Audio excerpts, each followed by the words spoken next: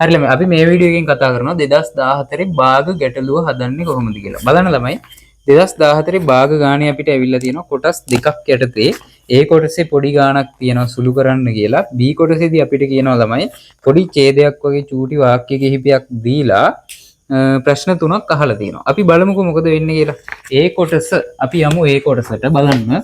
මෙයාව අපිට සුළු කරන්න කියලා තමයි ළමයි පළවෙනි කොටසේදී එයාලා අපිට කියලා තියෙන්නේ. එතකොට ඉස්සෙල්ලාම අපි මෙතන ළමයි වරහන් ඉවත් කරගෙන ඉඳිමු. වරහන් ඉවත් කරගන්න පුළුවන් මුලින්ම මෙයාව අපි විෂම භාගයක් බවට හරවන් ඉඳිමුකෝ. විෂම භාගයක් කරගන්න පුළුවන් ළමයි 8යි මේ දෙන්න ගුණවරම් කීයද? 8 වරක් 6 48යි නේද? 8 වරක් 6 48යි 48ට 3ක් එකතු වුනහම 51යි. එයාව අඩු කරන්න ළමයි 4න් 1යි.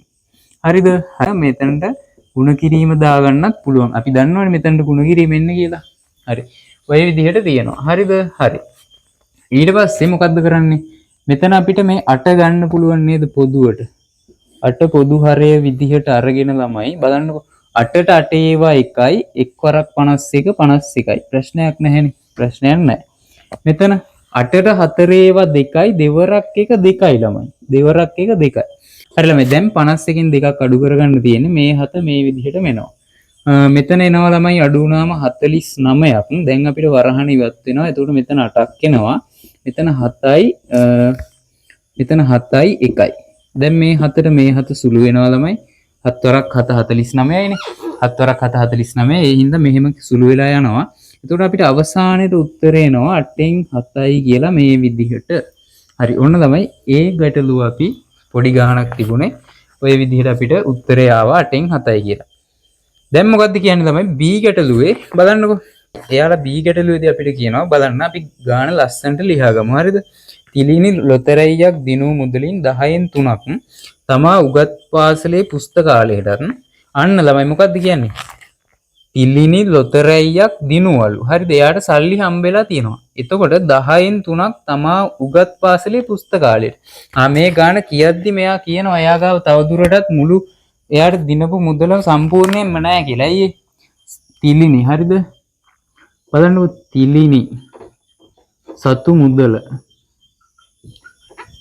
බලන්න ළමයි අපි මේ විදිහට මෙයාව ලියා ගමු. හරි. තිලිනි සතු මුදල එයා පටන් ගද්දිම කියනවා ළමයි එයාගෙන් බලන්නකො 10න් 3ක් මොකටද ගිහිල්ලා තියෙන්නේ? 10න් 3ක් මොකටද ගිහිල්ලා තියෙන්නේ? 10න් 3ක් ගිහිල්ලා තියෙනවා ළමයි පුස්තකාලයට. හරිද? පුස්තකාලයට අන්න තිලිනි ලොතරැයියක් දිනලා තියෙනවා. එතකොට එයාට සල්ලි හම්බෙලා තියෙනවා. ඒ සල්ලි වලින් 10න් 3ක් පුස්තකාලයට පටන් ගද්දිම උන්න ආරම්භයේම වියදම් කරලා තියෙනවා. හරිද? හරි. ඊළඟට කියන්නේ මොකද්ද? ඉතිරි මුදලින් දැන් මොකද්ද වෙන්නේ ළමයි?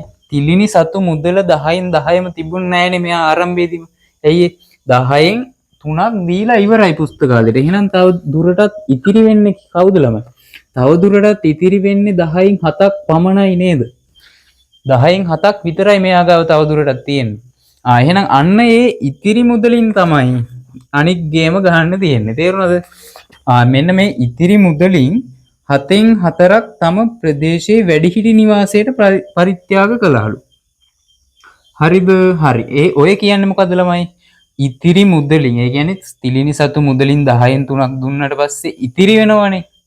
අන්න ඒ ඉතිරි මුදල යම් කිසි ප්‍රමාණයක් තියෙනවනේ. ඒ ප්‍රමාණය 7ට බෙදලා 7න් 4ක් මොකද්ද කරන්නේ? 7න් 4ක් තමයි මොකද කරන්නේ? වැඩිහිටි නිවාසයට. හරිද ළමයි? හරි. දැන් මෙතන තව කීයක් ඉතුරුද ළමයි? 7න් 3ක් ඉතුරුයි. ඔන්න ඔය විදිහට අපිට මේ ගාන ලියා ගන්න පුළුවන්. හරිද? ප්‍රශ්න වලට යන්න කලින් අපි බැලුවා මොකද්ද මේ කියලා තියෙන්නේ කියලා. දැන් අපි බලමු මොකද වෙන්නේ කියලා. අපි පළවෙනි ප්‍රශ්නේ ළමයි අපෙන් අහනවා තිලිනි වැඩිහිටි නිවාසයට පරිත්‍යාග කළේ දිනු මුදලින් කවර භාගයක්ද? අන්න මොකද්ද කියන්නේ ළමයි? තිලිනි වැඩිහිටි නිවාසයට පරිත්‍යාග කළේ දිනු මුදලින් කවර භාගයක්ද? බලන්නකො වැඩිහිටි නිවාසයට දිනු මුදලින් කොච්චරක්ද ඉතිරි වෙලා තිබුණේ ළමයි? 10න් 7ක් ඉතිරි වෙලා තිබුණානේ. 10න් 7ක් ඉතිරි වෙලා තිබුණා. ඉතින් මේ 10න් 7න් තමයි ළමයි 7න් 4ක් දුන්නේ. ඒතකොට ළමයි මෙන්න සුළු වෙනවා මේ දෙන්නා. එතකොට අපිට උත්තරේ එනවා 10න් 4ක් කියලා. right ඔන්න ඔය විදිහට අපිට පළවෙනි එකට උත්තරේ ගන්න පුළුවන්. හරි දෙවෙනි ප්‍රශ්නයත් හරි දෙවෙනි ප්‍රශ්නෙත් බලන්නකෝ ළමයි. දෙවෙනි ප්‍රශ්නේ කියනවා තිලිනි පරිත්‍යාග කළ මුළු මුදල දිනු මුදලින් කවර භාගයක්ද? අන්න මොකක්ද අහන්නේ? තිලිනි පරිත්‍යාග කළ මුළු මුදල දිනු මුදලින් කවර භාගයක්ද? හරි දැන් දිනු මුදලින් කවර භාගයක්ද කියන්නේ මොකද්ද? පරිත්‍යාග කළා ළමයි 10න් 3ක් මුලින්ම පරිත්‍යාග කළා පුස්තකාලයට. තව 10න් 4ක් මෙන්න අපි හොයාගත්තනේ මුළු මුදලින් 10න් 4ක් වැඩිහිටි නිවාසයට අපි පරිත්‍යාග කළා. අන්න හරි. දැන් මේ ටික එකතු වුණාම මොකද වෙන්නේ?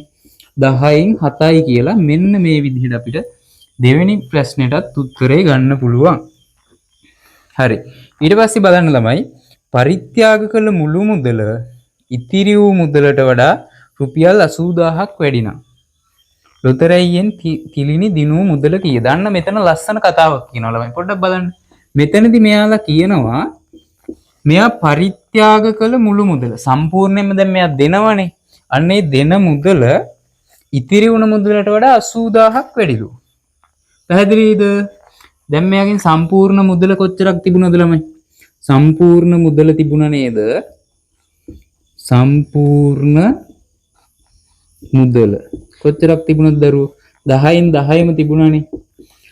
ඔය 10න් 10න් මෙයා කොච්චරක් පරිත්‍යාග කරාද වියදම් කරාද? ඉතිරි වුණ මුදල අපි හොයමු බලන්න.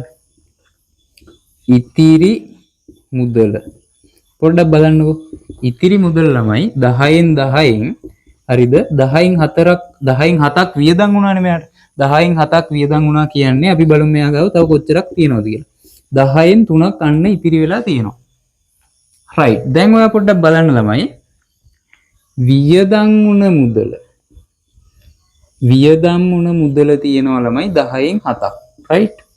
ඉතිරි තියෙනවා ළමයි කොච්චරක්ද? 10න් 3ක්. දැන් මෙතන මේ කියන කතාව බලන්න ළමයි. මෙතන මොකද්ද මෙයා කියන්නේ? මෙන්න මේ වියදම් කළ මුදල වැඩිලු ඉතිරි වුණාට වඩා 80000ක් නේද? හරි මෙතන බලන්නකෝ දැන් ළමයි භාගයක් විදිහට අපි හිතුවොත් මෙතන වැඩියෙන් තියෙන භාගය පොඩ්ඩක් අහන්න. ගාණෙදි කියන්නේ බලන්න පරිත්‍යාග කළ මුළු මුදල ඉතිරි වූ මුදලට වඩා 80000ක් වැඩිලු. මෙන්න මේ භාගයට වඩා මෙයාගේ 80000ක වැඩියෙන් සල්ලි තියෙනවා. හරි මෙතන 10න් 3යි මෙතන 10න් 7යි. 10න් 3ට වඩා 10න් කොච්චරක් වැඩිද මෙතනට? තව 10න් 4ක් වැඩි නේද? 10න් 4ක් වැඩියෙන් තියෙනව නේද මෙයාගා? මෙතනත් 10න් 3 එන්න නම් බලන්න මෙතන 10න් 3 නම් මෙයාට 10න් 3 නෙමෙයි 10න් 7 තියෙන්නේ. තව 10න් 4ක් වැඩියෙන් තියෙනවා. එහෙනම් ළමයි ඔය 10න් 4 නේද? නැත්නම් මෙහෙම ගන්නත් පුළුවන් ළමයි. 10න් 7 අඩු කරන්නකෝ 10න් 3. එතකොට 10න් 4යි. පැහැදිලිද? එතකොට මෙන්න මේ 10න් 4 නේද උතන ඔය 80000යි කියලා අපිට කියන්නේ. 80000යි කියලා උතන කියන්නේ මෙන්න මේ 10න් 4නේ. අපෙන් අහන්නේ මුළු මුදල. එයා ගාව තිබුණා 10න් 10ක්. පැහැදිලිද? දැන් තේරුණාද? ඒ 10න් 10න් මෙයාලා අපිට කියනවා 10න් 4ක වටිනාකම 80000යි. 10න් 4ක වටිනාකම 80000යි. එහෙනම් මොකද්ද කරන්න පුළුවන් අපිට? මේ 80000 4න් බෙදුවොත් මොකද්ද වෙන්නේ? 10න් 1ක වටිනාකම එනවනේ. ඔන්න බලන්න ළමයි 80000 කියන එක්කෙනා අපි 4න් බෙදුවොත් 10න් 1ක වටිනාකම එනවා. අපිට ඕන මුළු මුදල හින්දා 10න් 1 ඒවා 10ක්ම ඕනනේ. එහෙනම් අපි ඒවා 10න් ගුණ කරගමු. එතකොට ළමයි මෙයාව සුළු වුණාම 4ට 1යි 8ට කීයද 2යි අපිට එනවා ළමයි ලක්ෂ 2ක් කියලා අවසාන වශයෙන් උත්තරය. පැහැදිලිද? ඔන්න ඔය විදිහට අපිට උත්තරය එනවා. හරි ළමයි එහෙනම් අපි තවත් ගැටලුවකින් හම්බෙමු. අපේ channel එක follow කරලා තියාගන්න. අපි දිගටම මේ වගේ past paper ගැටලු සහ වෙනත් ගැටලු අපි සාකච්ඡා කරනවා අපේ channel එකේ. හරි එහෙනම් හැමෝටම සුබ දවසක්. අපි ඊළඟ වීඩියෝ එකකින් හම්බෙමු.